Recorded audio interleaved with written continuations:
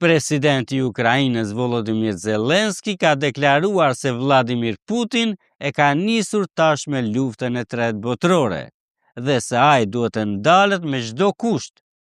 Në një intervistë për BBC, Zelensky theksoi se Rusia po përpiqet të imponojë botës një mënyrë tjetër jetese dhe se ndalimi i saj është thelbësor për sigurinë globale.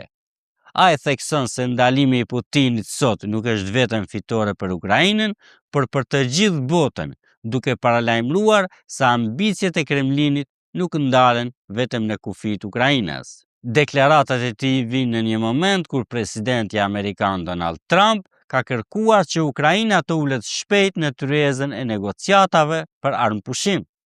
Sipas raportimeve, presioni diplomatik po shtohet, ndërsa disa analistë vlerësojnë se pa lëshime territoriale do të jetë vështirë arritja e paqes.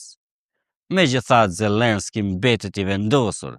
Ne nuk do ta humbasim këtë luftë, sepse po luftojmë për pavarësinë tonë. Për të mësuar më shumë rreth zhvillimeve të fundit në Ukrainë dhe në botë, lexojeni telegrafi.com.